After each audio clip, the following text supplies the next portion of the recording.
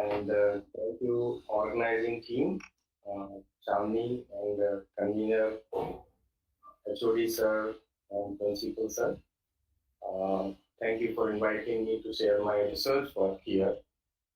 So, as my title goes today about discussing the engineering aspect of polymeric nanoparticles as a combined chemo anti-inflammatory approach for cancer treatment. So, basically, I will be discussing about polymeric nanoparticles, and this is to enhance the stability, efficacy of one particular drug, which is cisplatin, inorganic-based drug. So, when the content goes to start with, I will be actually discussing this biocompatible polymeric scaffolds that will be used as engineering molecules in order to enhance the chemotherapeutic efficacy of cisplatin. So I have listed a few biocompatible polymeric scaffolds here. So they are nothing but just polyesters and which are approved by the FDA to be used as ingredients to encapsulate the drugs. So, which I will be discussing in my talk later on, the use of PLGA, which is polylactic co-glycolic acid and polylactic acid. So, the combination of PLA and PLGA that will be utilized later on. That how they are further engineered by reacting different groups to encapsulate the drugs. So now, how one can conjugate the drugs to these polymers, which are categorized as a biocompatible. That is what we tend to utilize them in the biology.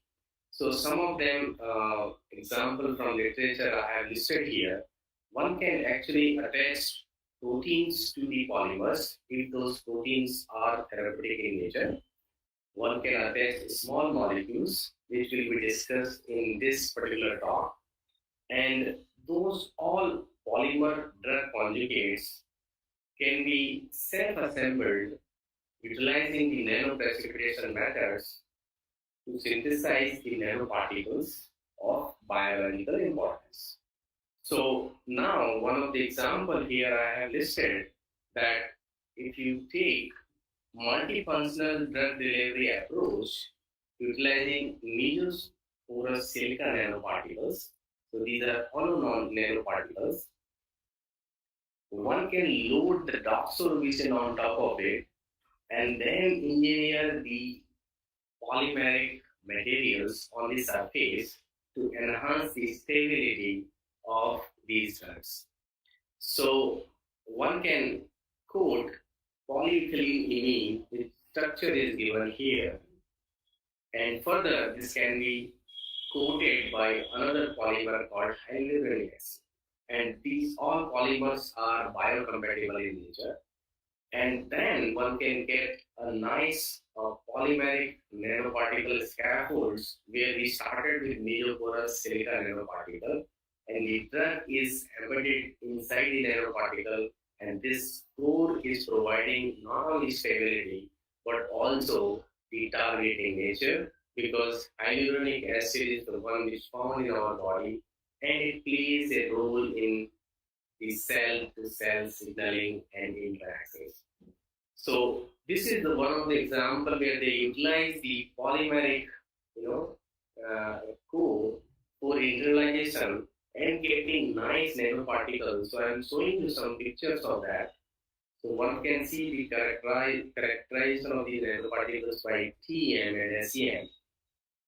And beautifully you can see this 100 to 120 nanometer size mesoporous silica nanoparticles further loaded with polymers, and one can also see the polymeric scaffolds onto it, and by virtue of that the size increases a little bit, and you can also see the switching of the charge, which is beta potential.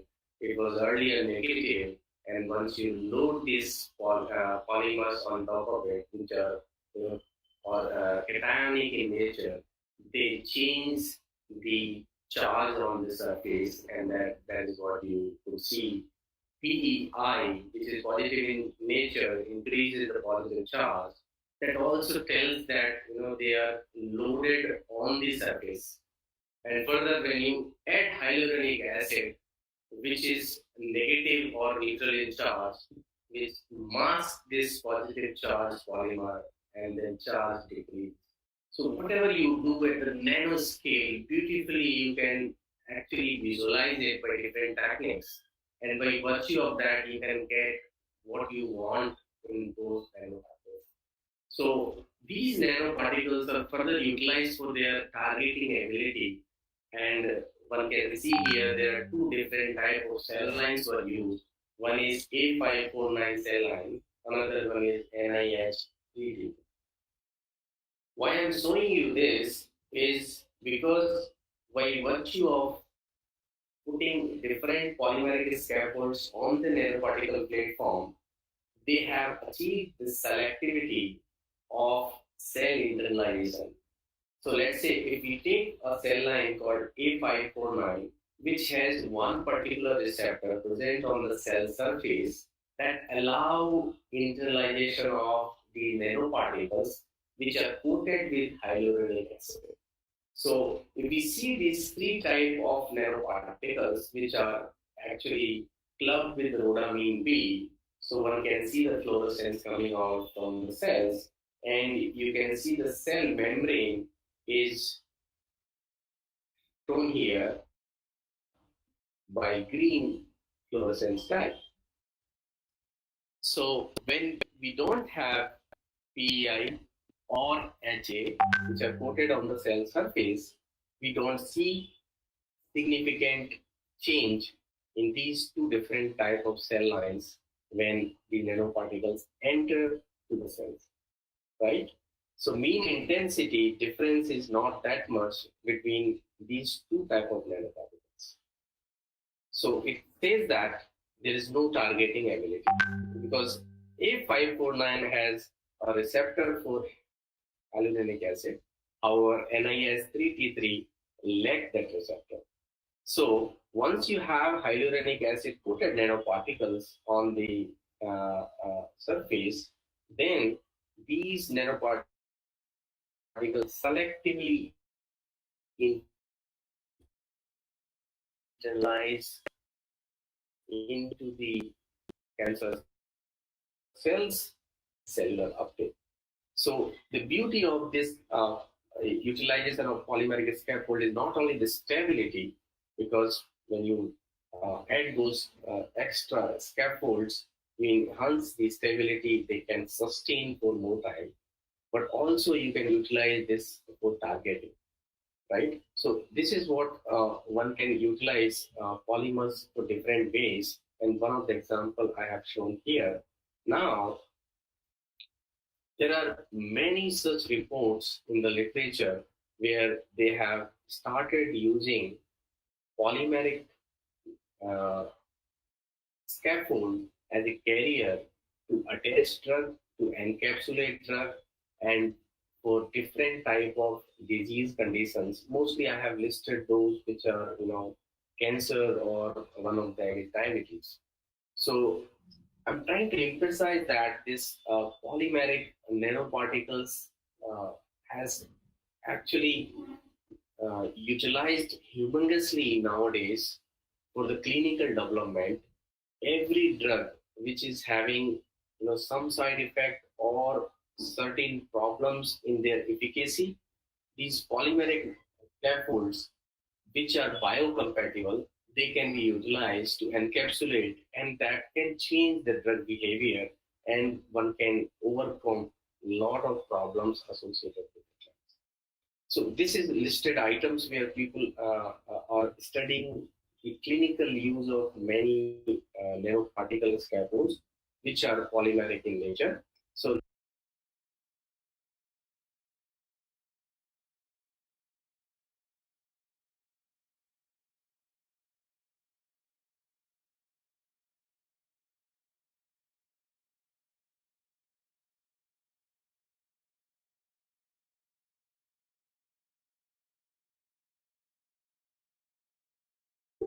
This conference will now be recorded. Discussing the development of platinum 4 prodrug, which is just utilized for in vitro cellular studies. And the second one is the concept of utilization of polymeric scaffold, because this polymeric nanoparticle scaffold comes when you want to do preclinical study, because there are different stages where one has to first evaluate the activity in the cellular level in vitro. Second stage, you come and modify your drug so it is suitable for in vivo studies, which is sort of preclinical study. And from there, you go to the third stage for clinical. So here I will be discussing in vitro and in vivo study for platinum-based combination therapy. So to tell you, for many of you who are not aware about what are platinum-based drugs and why one is studying about these type of drugs. So platinum drugs are actually inorganic based drug, and this is the first and best known inorganic based drug which has DNA binding ability. So what it does is, you have this Cl which are labile in nature, and this Cl actually replaced by the water molecule, and eventually the guanosine nitrogen react on this platinum platform, and that is how this platinum make DNA attacks. We will see some of the examples later. But this molecule, which was discovered long back, I will show you the timeline of this, was discovered by Professor Werner Rosenberg. So it is not synthesized by Werner Rosenberg, but he has discovered the utility of this platinum-based drug as an anti-cancer drug. So you will be surprised to see the timeline that the synthesis was done in 1845, and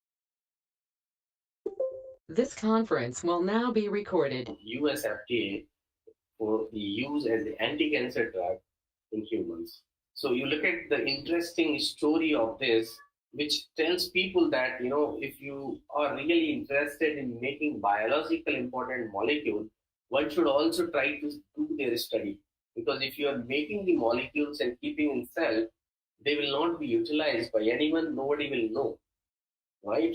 Because thousands and thousands of biomolecules or organic molecules or inorganic molecules, we make them, keep in the cell saying that they will have a biological activity. But if you're not showing preliminary biological studies, nobody will see, because not always accidental discovery happens. So it is really a need for the hour that one should look at the biological activity, or they should collaborate with the people. So one should see if you have proposed some biological activity, whether it is showing or not. So with this, I would like to show you that this platinum-based drug, which is cisplatin, discovered in 1969 and approved later on. And if you look at the diagram here, it is showing you a comparison of cisplatin, platinum-based drug, with currently utilized another drug called paclitaxel, which is the benchmark in the current market that have less toxicity, of course, as compared to cisplatin. But if you compare the clinical trials, you see that this was the topper for the decades, and still now, till now, the studies are comparable with the drug which is, taking 100% or 90% share of the market. So what does that mean is this drug really have activity, but why this drug is not being utilized? What are the problems with this drug? So that is something which we will be focusing on today's topic. That this cisplatin, which is an inorganic-based drug, has a lot of limitations. And what are those limitations? Which are categorized as resistance. And resistance, because this is a chemotherapeutic drug, we can also call it as a chemoresistance, that cancer cell become resistant against platinum drugs, and they don't get killed even upon increased doses, right? Another problem associated with this platinum-based drug is the spreading of tumor to other organs in body. So what is metastasis? Metastasis is spreading of tumor. So let's say if tumor is being generated in prostate, and then one has gone through the surgery, chemoradiation, and after that recurrence come, and this recurrence happened not in the prostate, but it happens in lungs, it happens in pancreas. So what has happened now? The cancer is transferred from one organ to another organ, and this process called metastasis. And this is very dangerous because now you have a cancer of prostate in your lungs, so you cannot treat that, and the treatment will be very difficult because you will not be identifying what kind of nature it has acquired when it has grown in the second phase. And now the third problem associated with cisplatin-based drug, which is basically associated with all the chemotherapeutic drugs, is nephrotoxicity. So many of the patients who've gone through, this chemotherapy, they have to go a lot of dialysis. Their kidney goes bad. Neurotoxicity. They feel numbness and weakness. Their, cisplatin goes into the sensory organs, brain, where uh, they don't function. Another problem is autotoxicity. They lost hearing, so their hearing billions go down.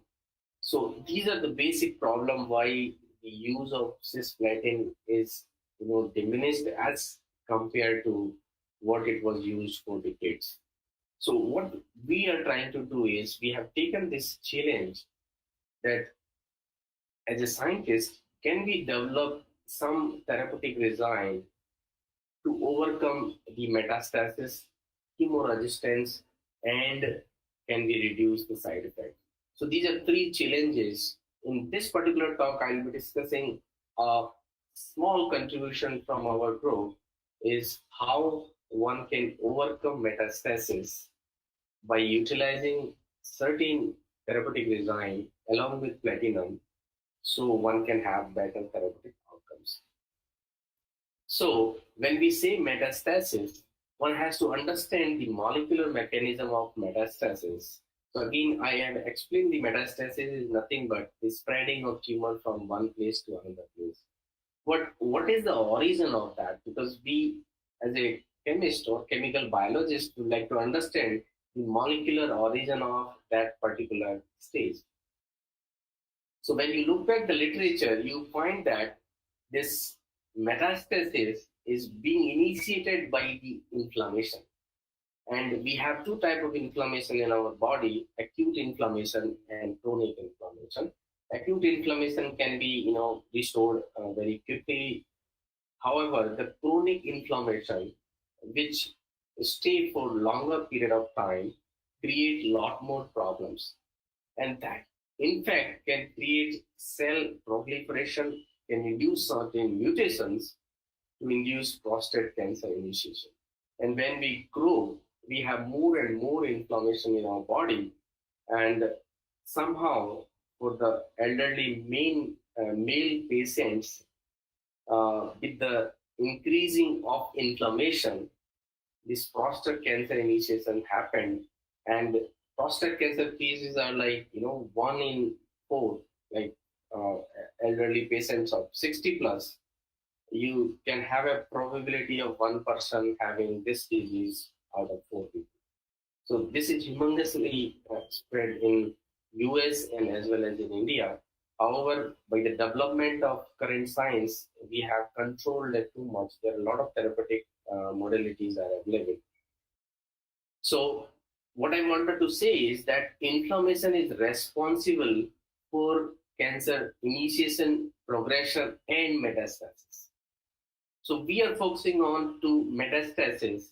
So we could able to make a link of chronic inflammation to the metastasis, and it is going through the several pathways. One of the pathway was the catalytic reaction of COX enzyme to produce certain biomolecules. They are responsible for metastasis. All right. So then we look back again and ask few questions to ourselves that if this inflammation is related with the metastasis, then if we use anti-inflammatory drug, what effect they will have on overall therapeutic outcome. So the first question which we ask is, how does an anti-inflammatory drug alone exert its effect on the reduction of metastasis and progression of cancer? Simply, you have a simple anti-inflammatory drug available over the counter, which we go in the medical shop, and one can, take them and reduce the inflammation and pain, right? The same drug which we are using for pain can be utilized to reduce the cancer metastasis. Can we do that? Can we visualize this by therapeutic point of view? So this was the first question we thought to ask when we were moving ahead with this project. And the second question we asked is whether combining the anti-inflammatory drug with cisplatin reduces metastasis and progression of cancer. So, first question was whether it will show the effect. Second was if we combine them together, right? And when we are combining, the benefit is the cisplatin, which is a chemotherapeutic drug, obviously will kill the cancer cells. And if you take the anti-inflammatory drug, which is responsible for cancer progression, initiation, and metastasis, then it will help this chemotherapeutic drug hand to hand. So they can actually work as an additive, and then they can reduce the cancer progression as well as metastasis. So this was the hypothesis based on the literature of what we find out. Now, to look at the first question, that effect of anti-inflammatory drugs on metastasis, we again look back the literature and then try to see whether is there any report in doing so. So let's say now this is the molecular mechanism where the membrane lipids initiate certain type of molecules called arachidonic acid, and the cyclooxygenases, which are inflammatory producing enzymes, they catalyze the reaction of this particular lipid to form prostaglandins, and these prostaglandins are responsible of making biomolecules, and those biomolecules actually initiate the metastasis, inflammation, and increase the tumor growth. So in literature, it was reported that if you take the NSAIDs, simple non-steroid anti-inflammatory drugs, which are available in the market as a simple over-the-counter drugs, then one can inhibit the catalytic reaction of conversion of arachidonic acid to prostaglandins, which are responsible for all these metastases. Then one can reduce the progress of the cancer, one can reduce the cases of metastasis. All right. Then we look back, okay, what are those drugs available in the market? So then we saw, okay, there are many drugs which are available, and those were discovered in, long back. Like let's say, if I focus on aspirin here, which everyone knows about it, discovered in 1853, and it was used and marketed by different companies in different way, in different formulations. So I somehow got more interest to use aspirin, and because as a chemist I could see the COOH group, which can somehow be conjugated or utilized with platinum drug. So we started this project utilizing this aspirin molecule. So now we move ahead to the second question, that if we use this aspirin molecule, right, we have to combine this as an anti-inflammatory drug with cisplatin to make a drug formulation which reduces metastasis and progression of cancer, right? So this was the second question we want to address, that how we will do and whether this is a good idea or not, right? So then again we did our study, and then we found out that yes, unlike single chemotherapeutic agent, combination therapy really offer a maximizing therapeutic efficacy against individual targets, and this can certainly overcome the resistance, right? But our hope was to overcome the progression of metastasis, all right? And the second thought is, if we are administering combination of free drug, right?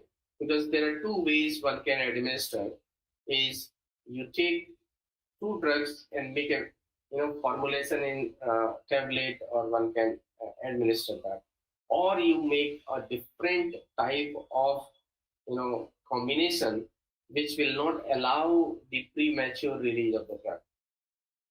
So this was the second thought, that if we administer this combination of free drug, it may be challenging because of the inability to control correct choice of doses. Let's say if I want uh, certain concentration to reach at the tumor site, or the site where the action is happening, this physical mixture may not be sufficient, because you administer this drug, and depending upon their interactions, they will go in different pathways, because they are two different drugs. They can have a different type of pharmacokinetics, they can have different biodistribution in the body, and they can go in different tissues as per their interactions. So now this was the bigger question, that no, if you just physically mix them, it may not be that much useful. So what now as a chemist I can do is, we can utilize the concept of prodrug.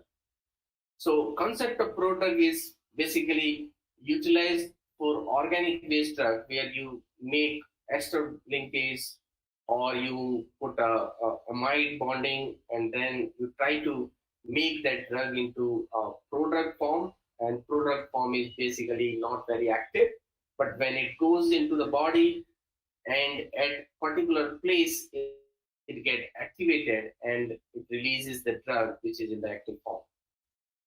So we utilize that concept into the platinum platform, where we saw that the cisplatin can be oxidized, because this platinum is platinum 2 oxidation state, and this platinum can be oxidized, right, in presence of two groups, which can be any organic molecules, and then one can achieve this octahedral geometry, where axial position is filled by these X group, which again I said can be of any group.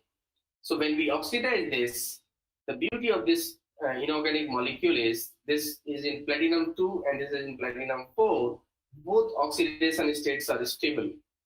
And once it is in platinum 4 oxidation state, this is relatively less reactive, because the reactive stage or the active stage of the platinum drug is cisplatin. So it has to get converted into this. And another advantage what we found is, in biological medium, you have reducing environment. So when you have reducing environment, this platinum 4 can be reduced to the active form, right? Specifically near the tumor or inside the tumor cells, you have a lot of reducing environment, which can reduce this drug. So the two drugs, cisplatin and whatever the X you want to use, that can be combined on one platform by covalent coordination bond, and this concept can be utilized to release the drug where you want to release it. So with this concept, the genesis of first of its own kind chemo anti-inflammatory platinum drug was discovered. So what we did is we simply utilized the product method and we installed this aspirin molecule on the axial side of platinum, and then we synthesized platinum 4 product. So this platinum 4 product can able to generate cisplatin and aspirin, and now cisplatin can act on DNA, specifically on cancer cells DNA, and once it make adapt with cancer cell DNA, it actually initiate apoptosis, which is programmed cell death to kill the cancer cell. This aspirin, which can inhibit the activity of PG synthase, remember I have shown that those PG synthase is the one which are increasing the synthesis of prostaglandins. So once you react this aspirin with the PG synthase, they react with the serine moiety and alkylate the serine OH, and that's how they inactivate and reduces the activity of this cyclooxygenase enzyme. So this is the aim, and how we synthesize this simple molecule called platin A is by taking simple aspirin molecule, which is available in the pharmacy shop. You just make an hydride of this aspirin by utilizing DCC coupling, and this anhydride is further coupled with the platinum 4 moiety, which is oxidized product of cisplatin, to have this mono substituted product. So it looks very simple when we draw it, but it took at least 1 year to optimize, because somehow this group was very reactive and it was making a lot more side products. So we have to optimize this synthesis, and we in fact couldn't get the dye product, only mono product was achieved. At the same time when we were working, another group also reported this molecule and they call it as S-platin.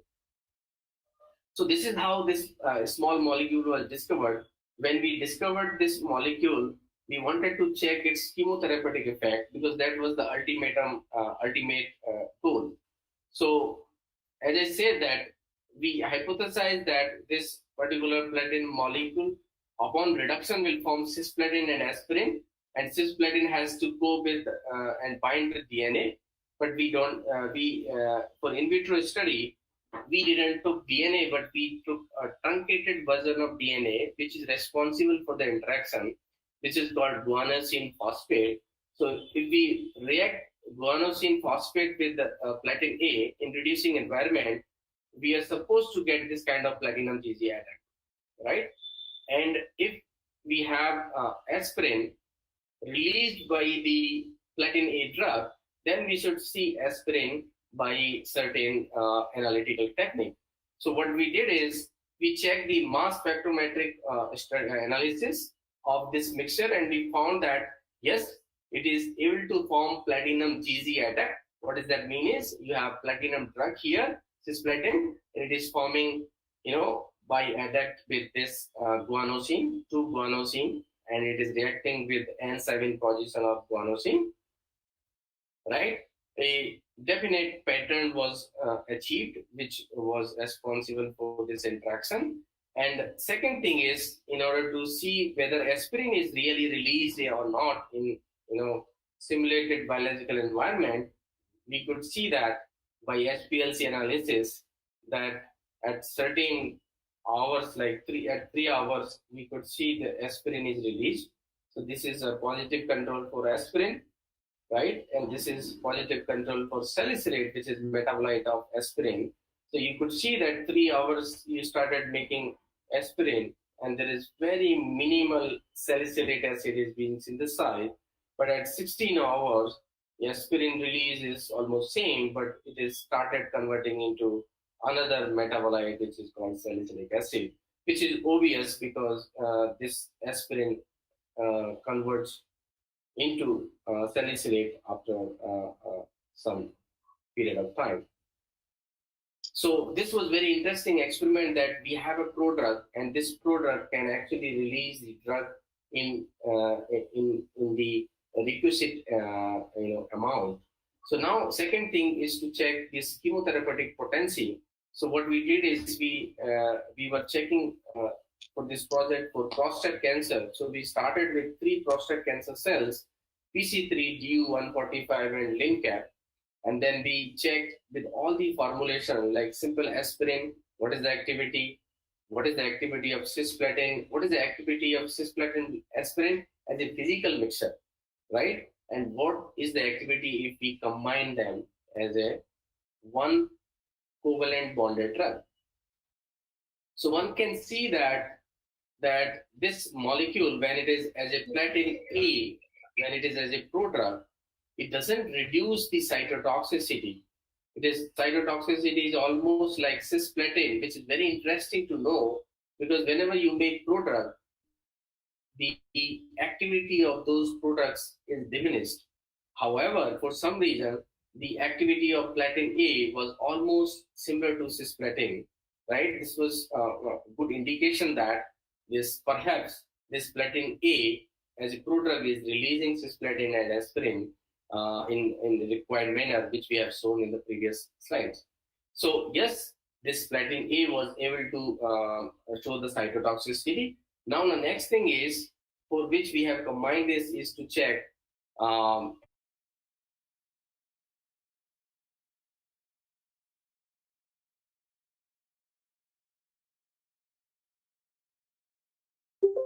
This conference will now be recorded. Molecular mechanism, where we saw that this arachidonic acid biomolecule comes from the cell membrane. They basically generate prostaglandins, and these prostaglandins are responsible to generate inflammatory cytokines, and this increases inflammation and tumor metastasis. And these inflammatory cytokines are again actually interrelated with the COX expression. If they are more, they will have more COX enzyme, and that's how you will have a lot of prostaglandins which induce tumor metastasis. So we wanted to see whether this platin A, which is having aspirin, and aspirin act as an anti-inflammatory drug, being in the prodrug, whether it act or not.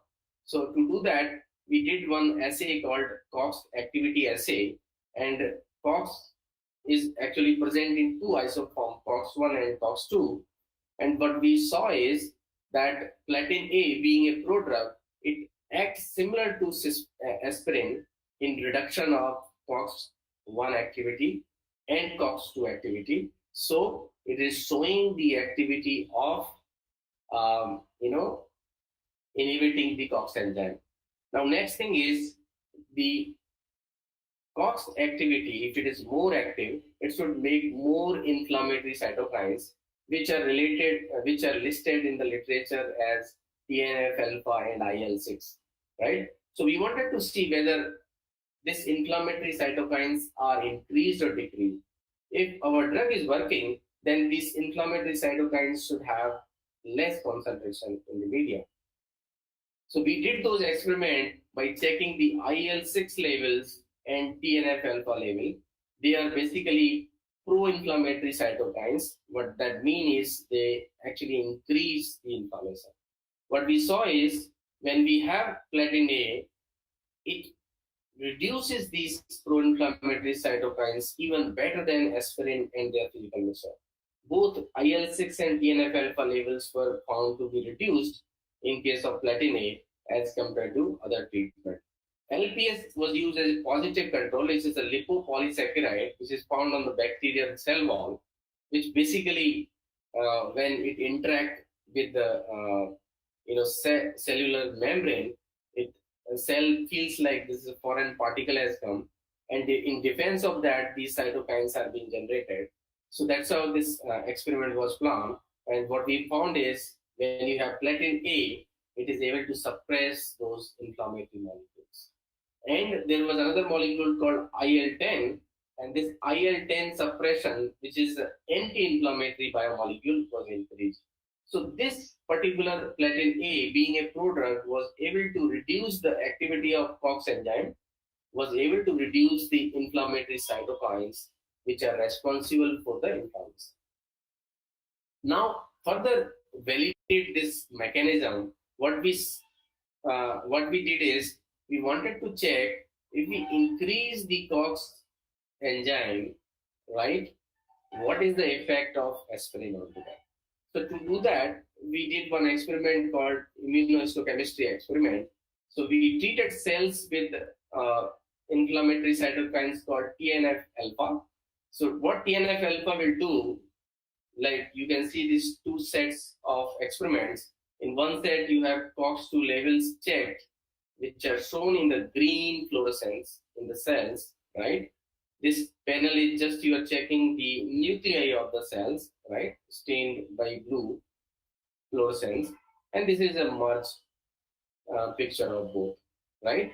So this particular panel is the one where you are treated with different modality, right? Control, aspirin, and physical mixture and platin A, where you have not induced the COX-2 levels, right? So COX-2 levels without TNF alpha. In the control cells, you see there is no fluorescence. So it means the COX-2 levels are not elevated, even though they will be there as original. But when you treat them with TNF alpha treatment, you see that COX-2 levels are increased significantly. So now you have COX-2 level elevated. Now let us see what is the effect of the aspirin and platin A.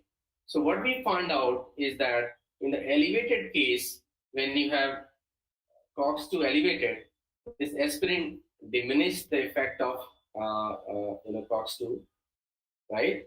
When it is elevated, if you have aspirin, the expression decreases, and similarly, the platin A also reduces the expression of COX-2.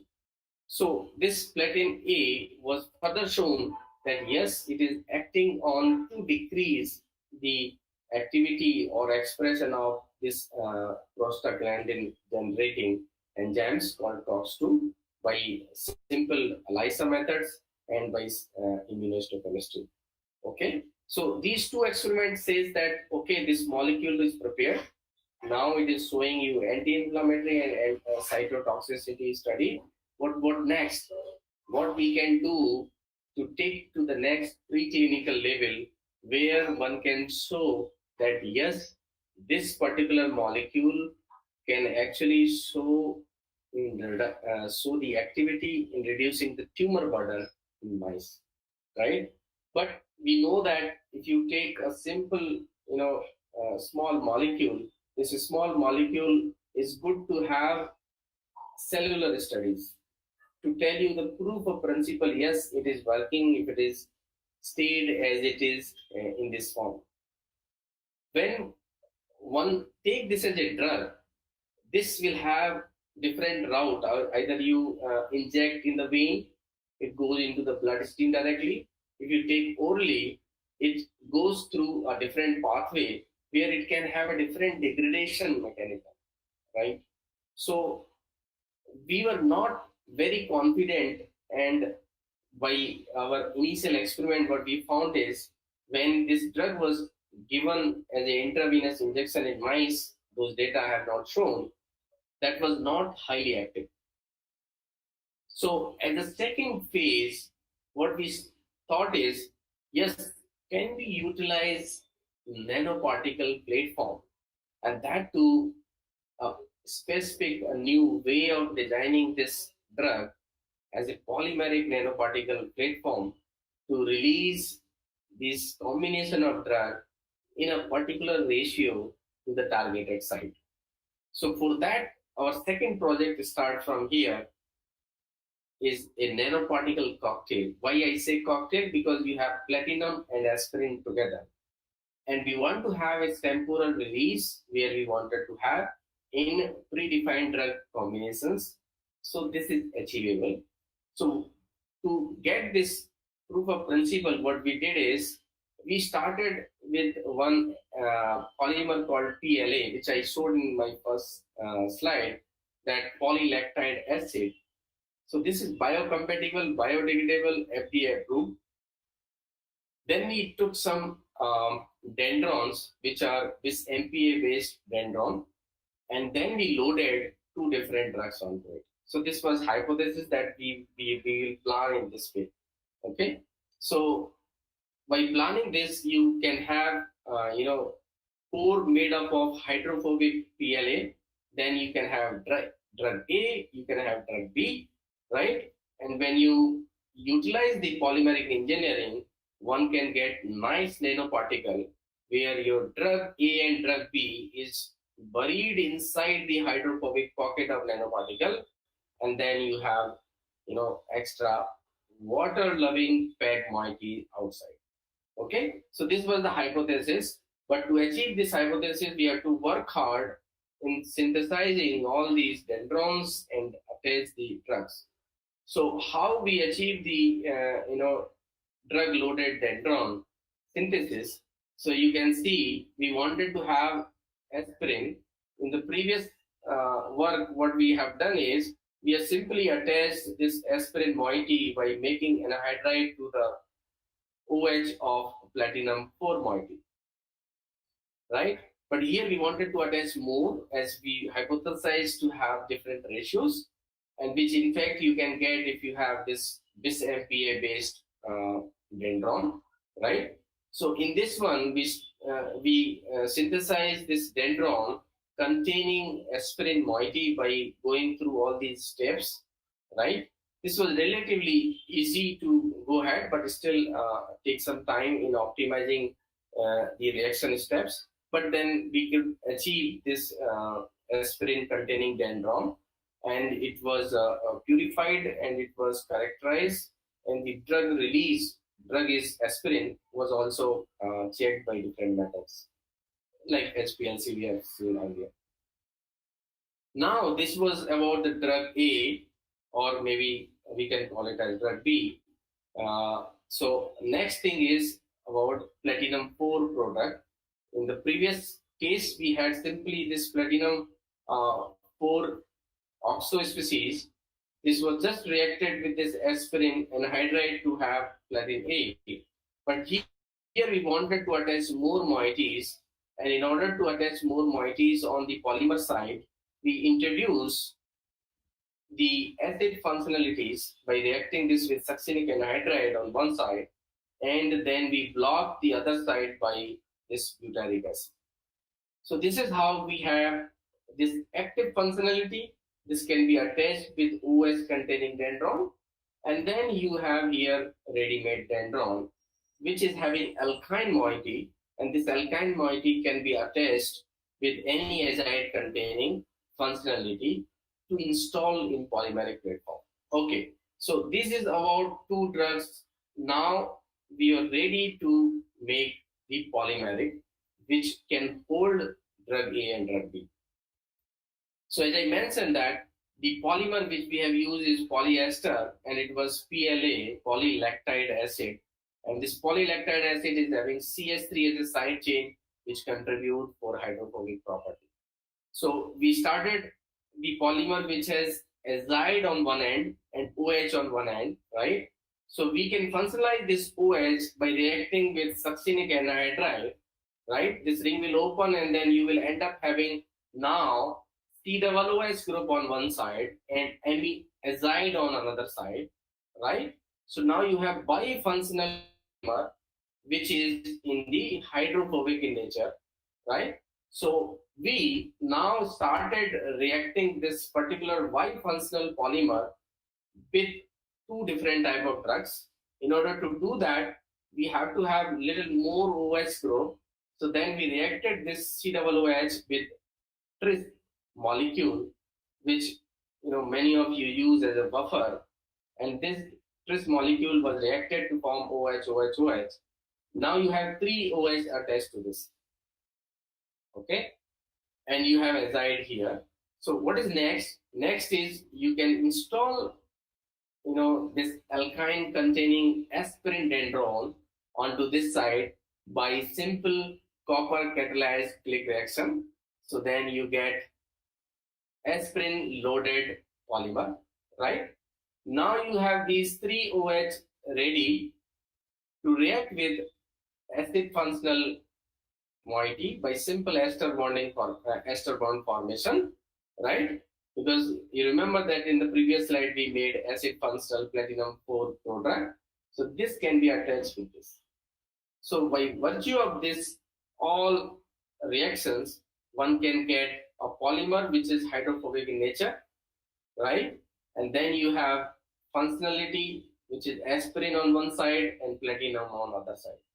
Okay, so this is what we have got a species called polymer drug conjugates, and here we have two drugs together. So this was the hypothesis, as you remember in the previous slide, but this has to be blended with polymeric with other polymer which is amphiphilic in nature. Amphiphilic means it will have hydrophobic and hydrophilic together, PLGA, PEG, and once you mix them in definitive ratio, you will get this combination therapeutic nanoparticle where you have cisplatin and aspirin, but to attach with the polymer. They are tightly pulled by covalent interactions. That is very important for sustained release in vivo study when someone is doing preclinical studies. All right. So now when we prepare this nanoparticle, the next aspect is to check uptake and immunogenicity of nanoparticle. So uptake is simply whether it is being taken up by the cells, and immunogenicity is when it goes into cells, whether it is recognized as a foreign particle, because these are particles, the cell can eventually feel like, okay, it's a virus or bacteria coming, and it can attack onto that, and our immune system get activated, and by virtue of that you will have a disease condition. So we don't want to have such kind of nanoparticle which enhances your immune system unnecessary. So these are the two things one check when we prepare nanoparticles, and also check whether they have any cytotoxicity when they are without any drugs. So we check the viability. We found that okay, they are not cytotoxic, right, on these raw macrophages. All right. Another thing we check is their immunogenic nature, because whether they are inducing any inflammation or not. So they are not inducing any inflammation by their own. Like this is LPS is basically a positive control, but when you have any nanoparticles formulation, there is no inflammation is being induced. Third thing is cell uptake. We saw that yes, they are not showing a huge cell uptake. What we can see is this N3PLA tris OS3 quantum dot loaded nanoparticles. So they are showing cellular uptake, but the cellular uptake is not humongous. And we will see what is the reason of that, because we don't have any targeting moiety. But reasonable cellular uptake was found by these nanoparticles. So our hypothesis of attaching drugs to the polymer and then assembling them into the nanocomp was successful so far. But now we have to see their activity. It is going into the cell, not going the amount which we want. But let us see what is the cytotoxic activity of those.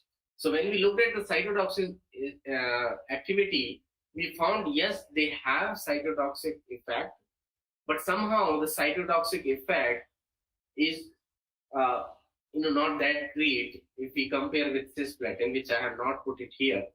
But if you look at this platinum 4 product and platinum 4 product with reducing molecule called GSH, and then you have same with the nanoparticle, and nanoparticles have better activity than the product. However, if I compare this data with cisplatin, it is not comparable. Or if I compare this data with platin A, where it was showing IC50 value of 15 or 20 micromolar, is not comparable. The one reason is they are not very active is because they are covalently attached in the nanoparticle form, and they are not meant for in vitro study. They are meant for in vivo study, where they don't have to release drug very quickly, right? They will take some time in releasing the drug release, and that drug release will be sustained release.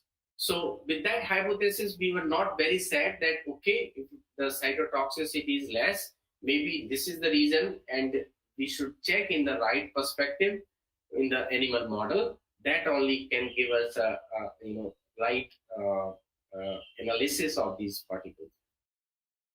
Next thing is we check the anti-inflammatory property. Luckily, the anti-inflammatory properties were shown very nicely by this nanoparticle formulation, and one can see that you have activation of TNF alpha and IL-6, like what we have seen in platinum 4 prodrug case by LPS, right? But when you check with the nanoparticle which are having aspirin, okay, they reduces the production of TNF alpha and IL-6, both of them.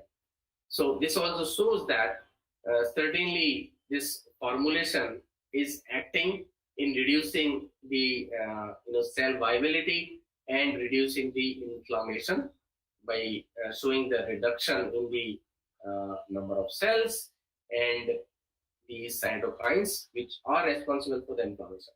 All right. So this proves our hypothesis, but we were still thinking about that to have a real preclinical study whether this will work in that setting or not, because we couldn't get very interesting cytotoxicity data, and that was obvious because this nanoparticle are meant for in vivo study.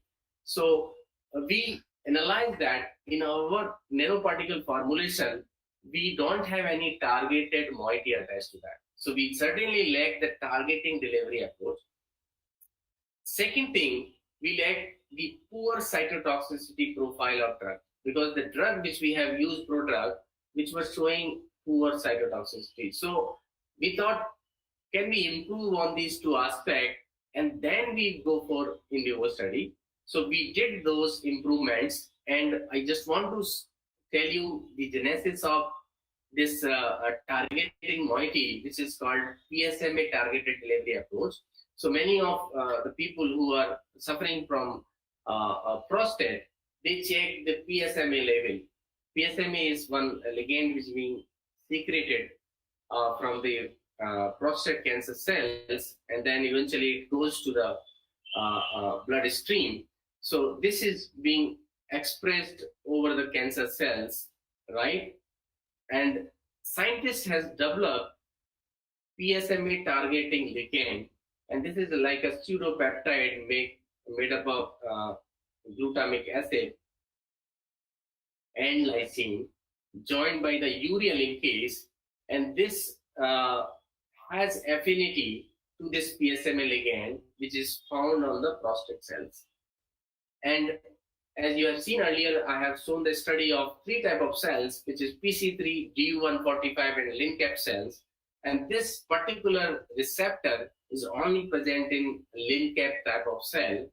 And this particular receptor interact with this organic molecule, and then it internalizes this organic molecule inside the cancer cells. So we thought, can we utilize this PSMA targeting ligand? If we install this PSMA targeting ligand on our polymeric nanoparticles, then it will also allow our nanoparticles to go inside. And that's how we can achieve the targeting ability. And these nanoparticles, which are very stable, they will not release drug very quickly, can be utilized for sustained drug delivery and targeting to the tumor cells, and then we can reduce the side effects. So to do that, what we did is we synthesized this particular pseudopeptide and then attached with PLGA, PEG COOS moiety.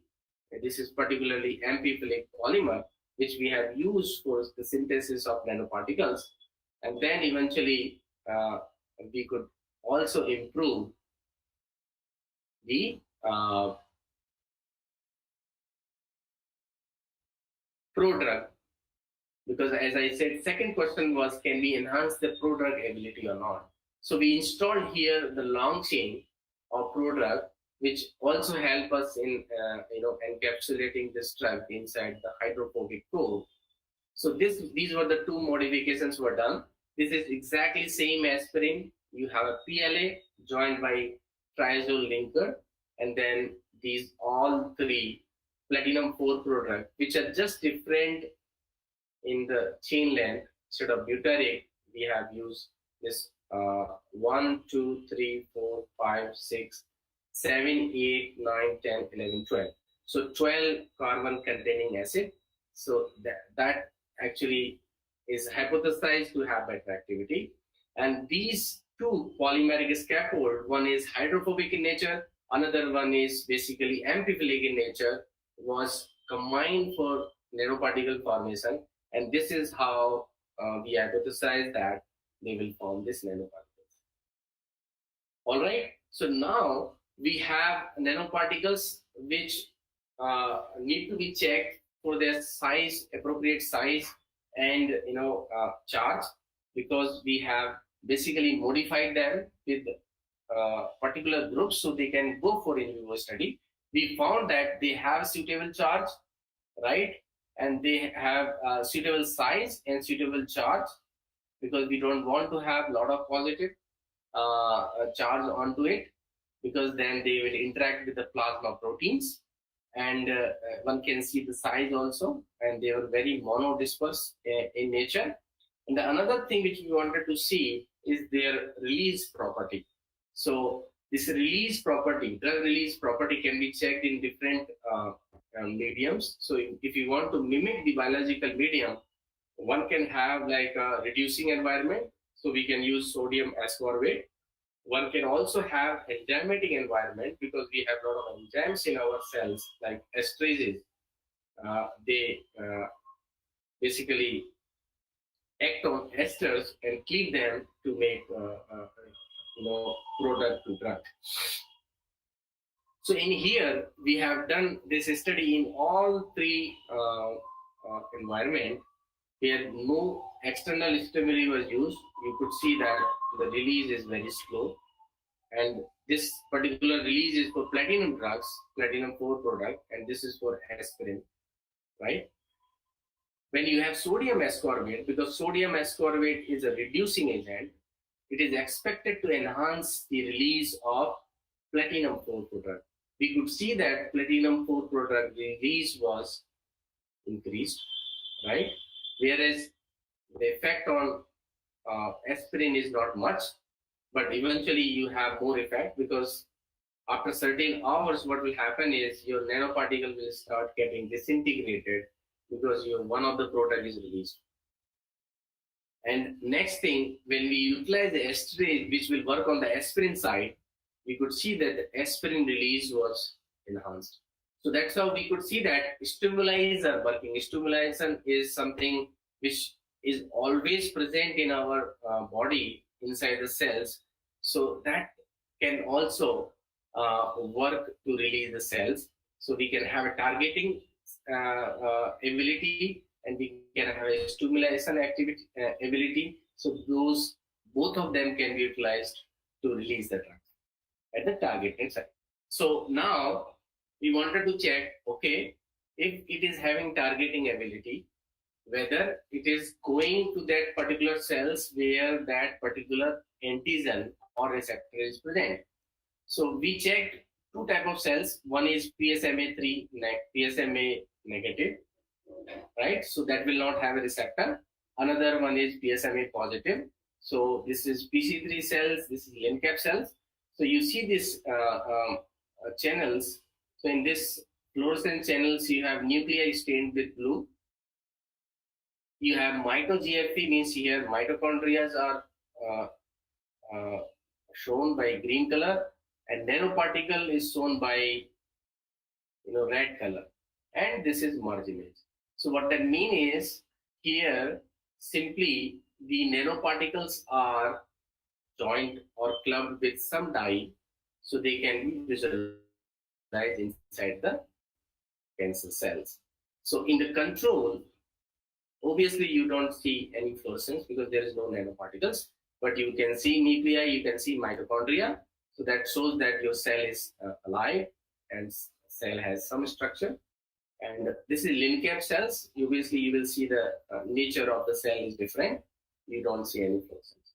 But when you have non-targeted nanoparticle, right? This is non-targeted, means it is not having that pseudopeptide on the surface. Okay, you see the nanoparticles are going inside, but the intensity of these nanoparticles is different from the intensity of the targeted ones. But this is not different in PC3 cells which are PSMA negative, right? You have targeting, you have non-targeting. One can see the fluorescence intensity is almost same. So there is no effect of targeting group, right? One can also see here. But when we go towards PSMA positive cells, where non-targeted is obviously working like PC3 cells, but when you have targeting group, there is a lot more accumulation of nanoparticle inside the cells. Because these cells are having PSMA3 positive, and this treatment only have that particular ligand onto the nanoparticle. So we could achieve targeting ability, and this is still going on in the in vitro cellular study because we have to prove first whether it is working or not, then only we go to the next level. So this was really working. Here also see this percentage of targeting nanoparticles. Most of them are going into the nucleus, staying in the cytosol. The percentage of non-targeted is very less in LinCap cells, but PC3 cells, there is no difference because there is no targeting. So the next thing, when we were sure that yes, the nanoparticles are stable, the drug is also modified. Now this also has targeting ability. After confirming all that, we then went for our final study, final preclinical study in tumor xenograft model of atomic nude mice. And these type of nude mice, one can create human tumor. They don't have their own immune system. So one can create the tumor of other species like tumor of human into the mice. So that is what this was utilized. Otherwise, we have to utilize the mice tumor cells to create tumor. But in this type of mice, because they don't reject the other organs, one can create the tumors. So what was our aim? That we will use the LinCap cells because they have this receptor on their surface. They can take up these nanoparticles, and then we can see the comparison. So we check these in vivo efficacy of PSMA targeted nanoparticle, and it went for up to 70 days of the treatment, and you see that the tumor volume is plotted with the days after the treatment. One can see that the tumor growth increased exponentially, because by seeing tumor volume with the case where saline treatment is given, there is no drug, but non-targeted and targeted, they have some effect. And targeted, you see, there is almost reduction of the tumor, and one can also see the tumor picture here. So these are the tumor which are removed from the mice after we sacrifice the mice, and then you can see the saline treatment has very big tumor, which can also visualize the tumor weight. And in the non-targeted case, it reduces at last, and in the targeted case, the tumor size was significantly less. And this can also be visualized by doing certain immunohistochemistry experiments where we check the expression of apoptosis markers. And we see this in targeted nanoparticles. The apoptosis is induced more as compared to non-targeted and saline treatment. So this shows that with proper hypothesis, we could achieve the reduction of tumor volume, tumor weight in the mice for this particular prostate cancer. And so, in summary, what I have shown is the development of prodrug molecule called platin A. Its initial in vitro studies, and the second step we made a polymeric nanoparticle scaffold, and this polymeric nanoparticle scaffold was further improved by targeting moieties and improved for the platinum 4 prodrug to make a proper targeted nanoparticles to achieve the tumor reduction. So in proof of principle, we have actually achieved till the preclinical stage. And this study is further going on in US, where I have performed this work. With this, I would like to acknowledge, most of the work was actually carried out at the University of Georgia. And here I am trying to set up my own lab. This is not this first picture. We have some more pictures. We have 5-6 group members now in our lab, and we are trying to work on the betterment of a platinum therapeutic regime. And this was one of the story which we have shared, and now we are working on to reduction of side effects. We are working on to reduction of chemo resistance. So all those aspects are going on, and I thank my postdoctoral mentor who actually helped me in gaining this a new skill of going towards the nanomedicine. And thank you to ISA Barhampur and SERB for funding. And now I will love to have questions, because I am the only one talking for an hour maybe now. Yeah. Thank you, sir. Thank you. It was a very informative, very, very nice talk. I know that everyone has enjoyed it, because you can see in the chat box, everybody's praising the talk. Now the session is now the session is open for questions. Yeah, everyone can, anyone can unmute themselves and ask the question, or you can write in the chat box.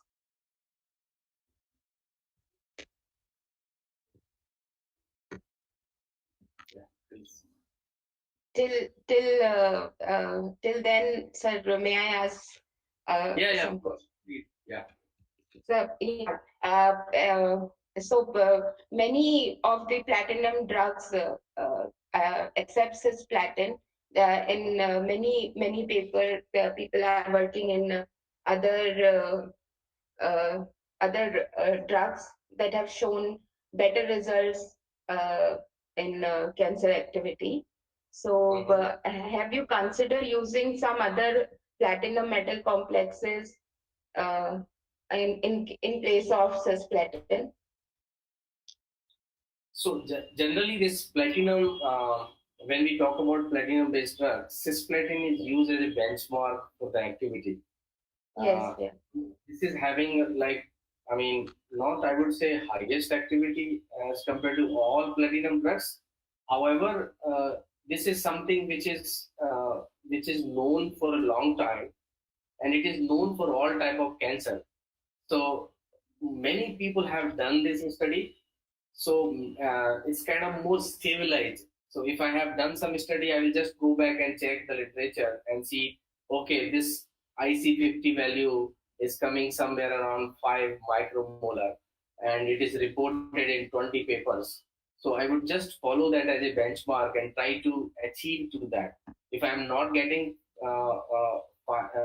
this 5 micromolar or 10 micromolar which is reported, then something is wrong in my experiment. So other you cannot really, one can believe it, but you don't know what are the optimization people have done.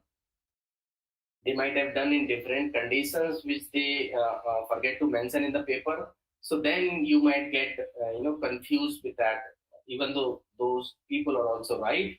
but the perspective may be different, the conditions may be different. So comparing with other existing drugs may be difficult, but certainly one can do and compare with the existing drug like carboplatin, oxaliplatin, and those which are reported in literature. Okay. Thank you, sir. One more thing, as you make platinum A drug, prodrug, this the complex itself changes. So there can be a toxic effect to that complex which cisplatin were not showing. Is Uh, can that be the case? so if I understand correctly your question, you are Yeah. saying that when you are changing cisplatin to this oxoplatin and then platin Yes. A, you have a Yes. different Yes. compound. So Yeah, the complex change is different altogether. yes. So Yes. definitely one is square planar, another one is octahedral. So Okay.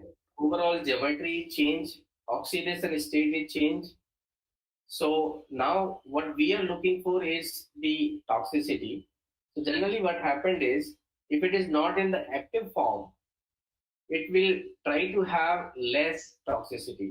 So many of the case it is reported. But you are right, in many of cases where I have done studies, certain products are highly active. So this may be because of how this particular prodrug has come up and what kind of second molecule you are using. Let's say aspirin is not very active because it is anti-inflammatory drug. If I use another chemotherapeutic drug to combine as a prodrug, then certainly it will have a higher activity, right? Because that particular drug is also acting somewhere. This is one aspect. Another aspect is we don't know it is getting released very fast. Mm. So if it is releasing very fast, it means it is producing those two drugs and both of them are showing toxic effect. Okay. Yeah. So yeah, there's a question here. Can I take it? Yeah, From Sure. from the chat box. Swapnil Jharia has a question. How does platinum kill a cancer cell? So yeah, as I showed you in I think first or second slide, when I was discussing these platinum drugs, what happened is that this platinum moiety as a cisplatin goes inside the cell, and then when we compare the chloride ratio outside the cell and inside the cell, it can change. And because of this change, these chlorides get detached, and then water get attached to the platinum. Now, water is very weak ligand, which is having guanosine moiety, which is base. Those base react on the platinum center, remove the water, and they form a platinum nitrogen covalent bond, basically coordination covalent bond, and that's how this platinum moiety attached to the DNA. Now, once it attached to the DNA, now this DNA was not supposed to be attached with platinum because this is a foreign particle, right? So now this platinum attached to the DNA produces kink in the structure. And this kink in the structure is recognized by another biomolecule. Say, okay, this is something supposed not to be there in the cell. So now the cell is become faulty, right? It has a faulty biomolecule. So now either you remove that faulty part or the cell itself should go for apoptosis, which is called suicidal death, right? Because it cannot survive in the whole system because the system will then have a fault. So what cancer does is they try to kill that particular cell which is having fault. So that's how this cisplatin kill cancer cells. But another aspect here is it can also kill normal cells. The only thing we have to control the delivery of this platinum, particularly to cancer cells. Then it acts best. I hope I answered Swapnil your question. Yeah. Thank you. So there is one more question from Dr. Hans Nath Tiwari. Yeah. Yeah. In case of process. cisplatin, Yeah. platinum role is more important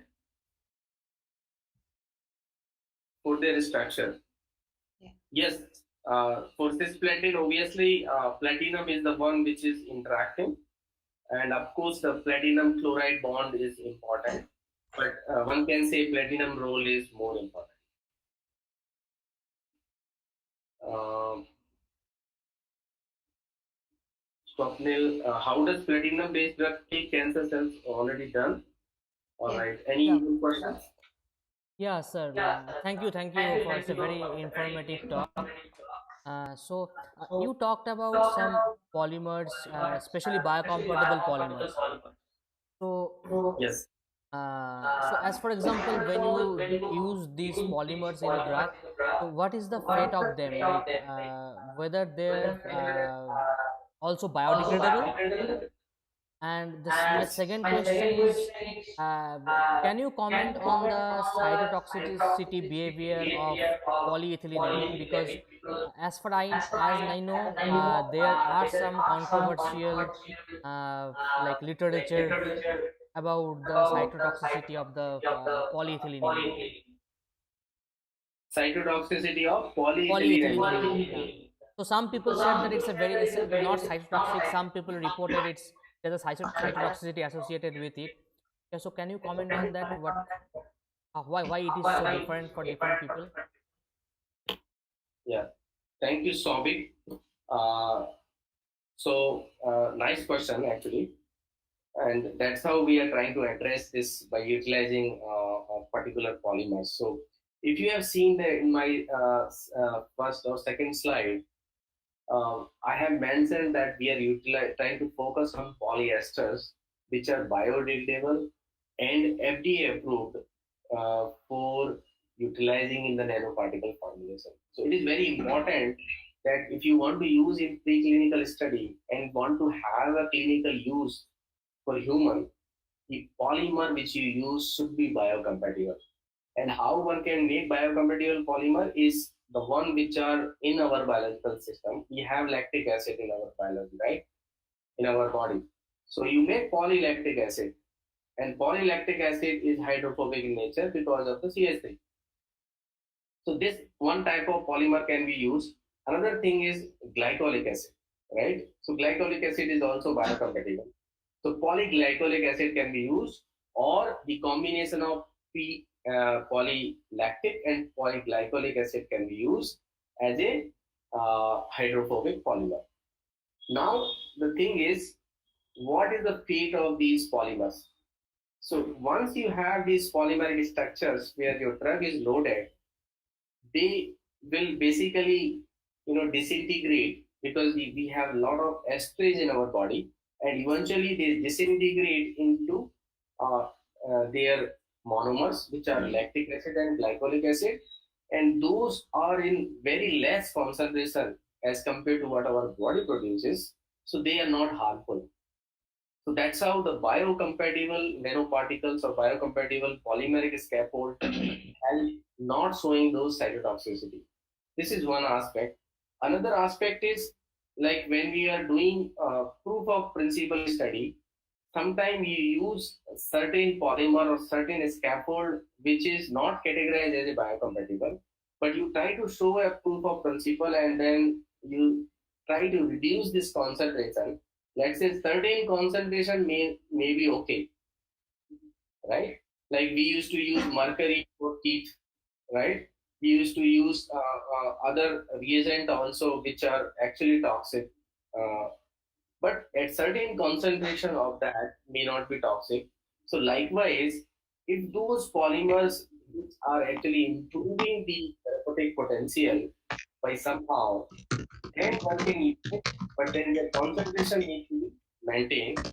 As mentioned by Shovik about this polyethylene, certainly at higher concentration it is toxic, but if we use in relatively lower concentration, it will have less side.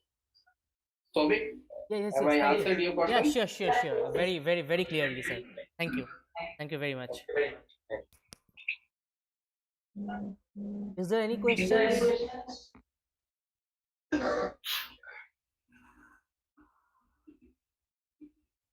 Questions from teachers?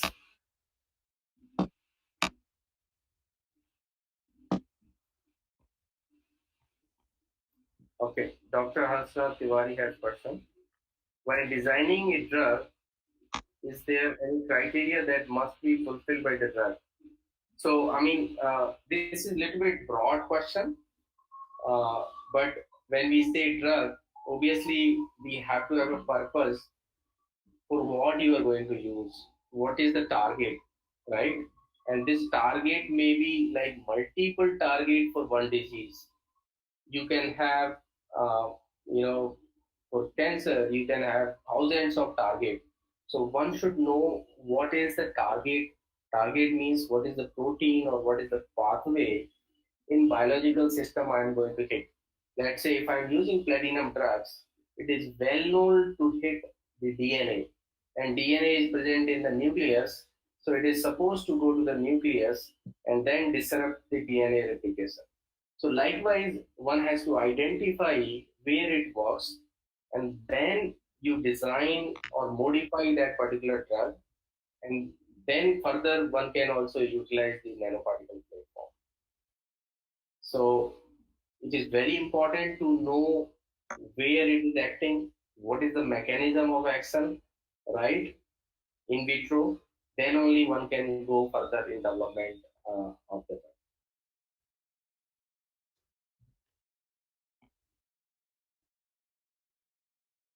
Hansraj, is that your answer?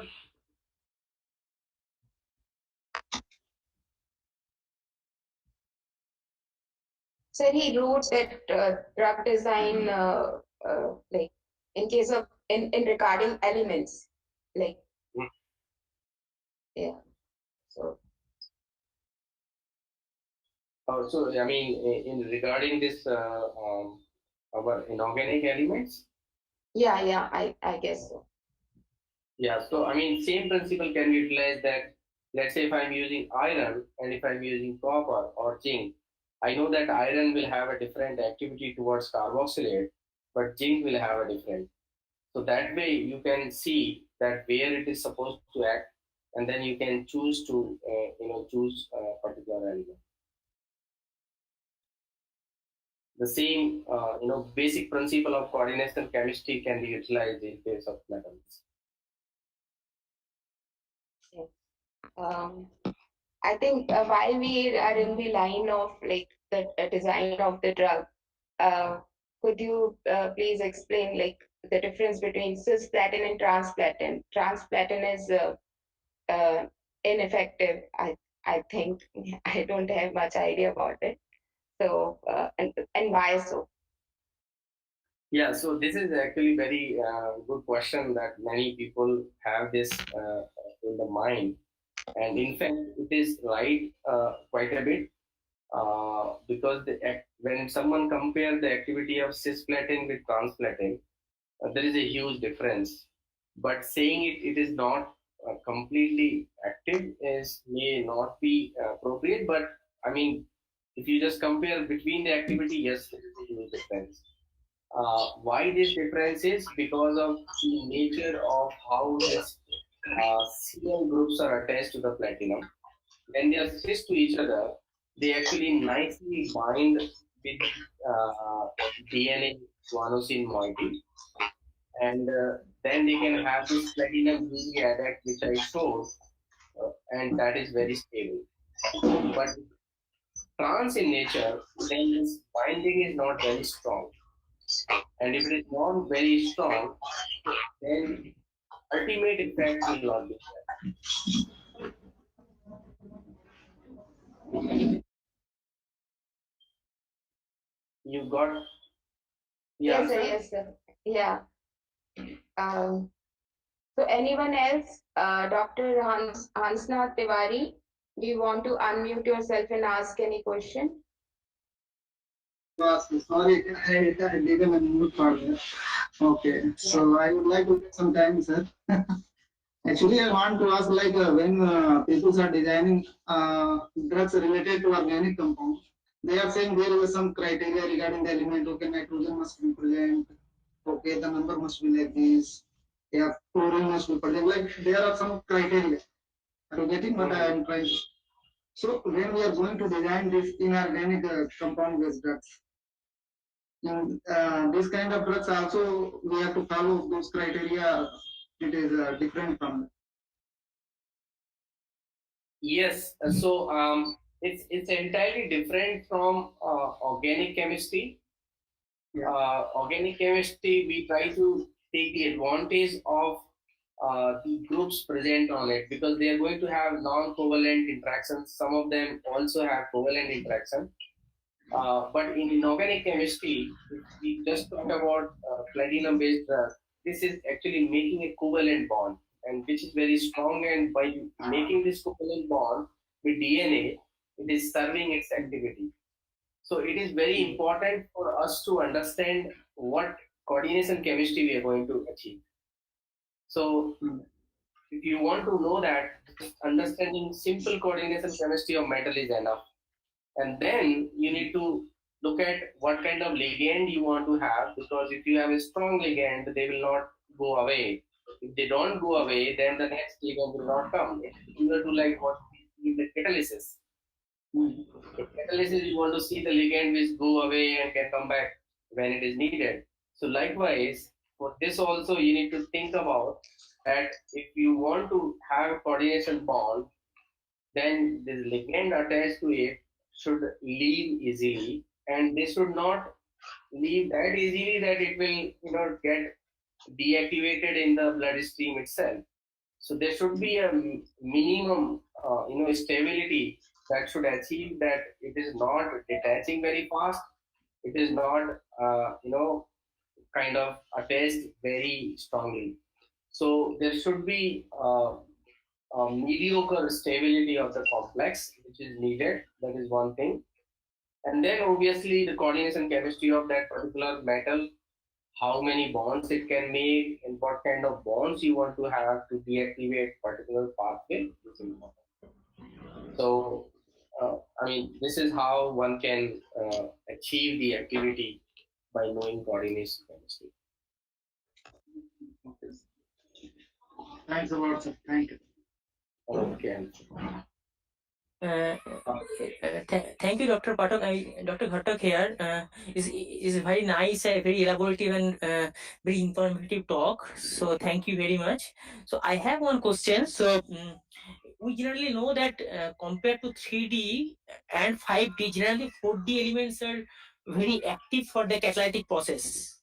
So platinum being the 5D element, so why it is so active compared to palladium or nickel in the group?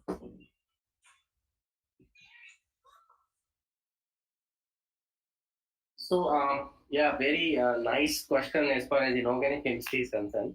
So basically, it's actually, I would say it's not that active as nickel and palladium. That is what it is used. It is like a mediocre activity, and because of this property, it sustains more time into the bloodstream, reaches where it needs to be reached. So if it is highly active, like nickel complexes, they will have six coordination, and they will react with whatever you have in the biology bloodstream, and they will be sequestered. So here the property is a little bit different, and then this property is such that they are not active as nickel and palladium. Right? Palladium is still have less activity than nickel, but nickel has being like this highly active stage. This has a wide variety of coordination chemistry. So you don't want that. You want something which can specifically react, which can modulate something when you want. So you certainly don't want something which is hyper reactive. You want something which is reactive and achieve your goal. So that's how this platinum works better than nickel. Because nickel, if you give, it will react and it will get consumed. But platinum stays. Platinum will have only activity with certain elements like thiol and other things where it can get sequestered. But nickel can react with all sort of ligands which are oxygen containing, nitrogen containing, or sulfur containing. So I hope I answered your question, Ghatak. Tapas?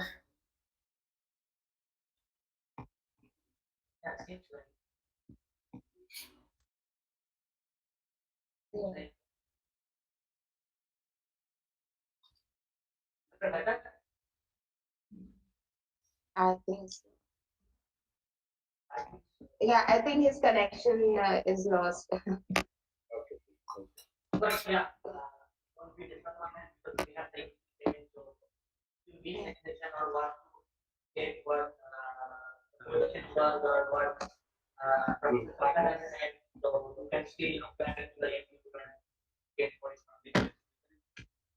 There one more was question I see yes, in the yes, chat. sir. Yeah, yes, sir. Yeah.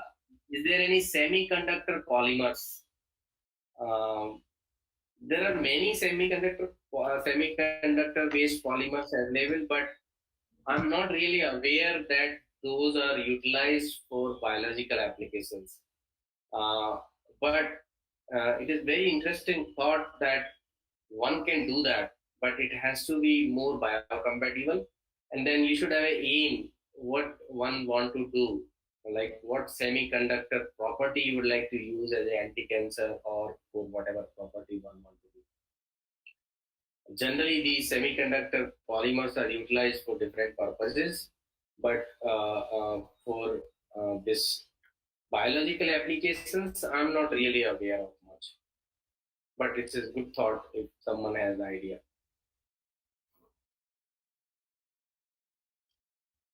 Sir, are there any cobalt complexes that are known for to show anti-cancer activity? Yes, there are a couple of cobalt complexes, and when we like further goes and try to see uh, what other things people can do is I'm working on another project is uh, you can actually utilize this coordination behavior of one particular metal to join particular drugs, and then you can make a combination therapeutic prodrug, which I call it as metal drug conjugates. So your metal you can take either active or you can take either as a passive. Active means this metal has a role. Passive means this metal is not having any role, right? Role in the activity. So now you utilize the coordination ability. So if your metal is active, you utilizing coordination number 6, 4, whatever you want to do. You can load multiple drugs onto it. You optimize how it forms, maybe one drug or two drug, and then you see the activity, right? If your metal is active, it will also show activity. If your metal is not active like zinc or maybe other metal which shows less toxicity like calcium, they might not show activity, but it can facilitate better release of drug.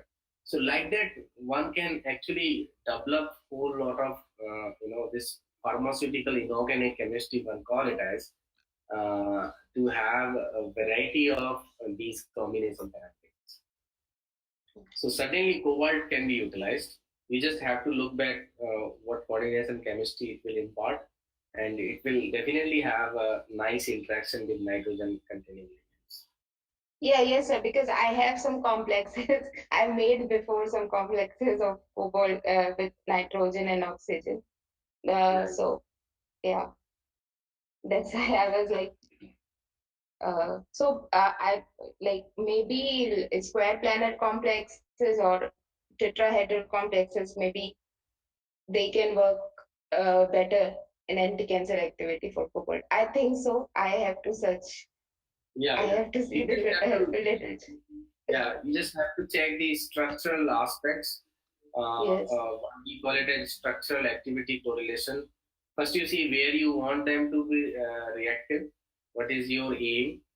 Yes. You kind of choose the target and then see whether the structure what you have is sufficient for that interaction or not. So once you Yeah, have yes, that sir. idea, then you can go for it.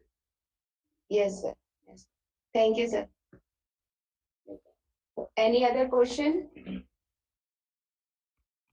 I think now there are no questions, sir. So Can you, sir, please stop sharing your screen so that we can take a photo?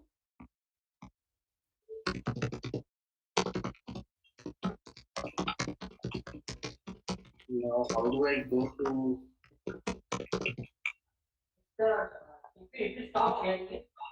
Sir, the same screen, you have to click once more, then it will stop sharing. The share screen. Yeah. It stopped. So then I say what? Reattach camera. No. No. Okay.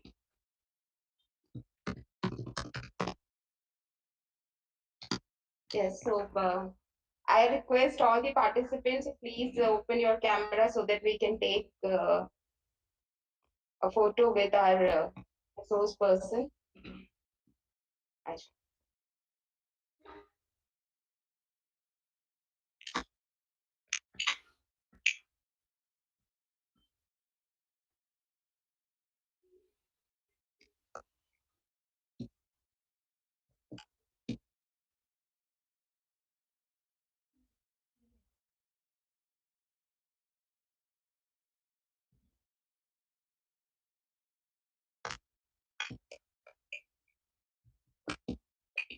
Thank you everyone for participating in today's session.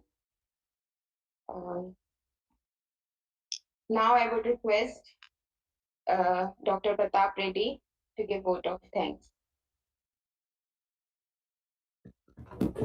Thank you, Dr. Chandani. Dr. Ram, on behalf of Department of Applied Chemistry, Jabalpur University, Jabalpur, I take this opportunity to propose vote of thanks to those who have directly and indirectly contributed to this 5 days STTP on emerging trends in chemical sciences and its applications in environment and engineering organized by our institute. At the outset, I thank our today's first session guest speaker, Dr. R.K. Pathak, for his excellent talk on engineering of polymeric nanoparticles for combined chemo anti-inflammatory approach in cancer treatment. We are really enlightened with your knowledge and presence. The way you explain the topic is exemplary. I also wish to express my gratitude to our beloved principal, Professor A.K. Sharma, for providing encouragement and support. I am very grateful to Professor S.K. Srivastava sir, convener and head department of chemistry, for giving us an opportunity to organize these 5 days STTP. I take this opportunity to extend my sincere thanks to our coordinator, Dr. Vasa Saxena, Dr. Savik Day, Dr. Chandni Pathak, and entire organizing committee. Not but least, I must thank all the participants for their active participation in this session. Thank you, everyone. We appreciate you being here. Thanks again for joining us today's first session, and we will see you in the next session at 2 p.m. Thank you. Thank you. Thank you, everyone. Thank you, sir. Thank you for accepting our invitation, and it was a very, very informative, very nice talk. Thank you, sir. Thank you. Thank you, Dr. Pathak. Thank you, sir. Thank you, Dr.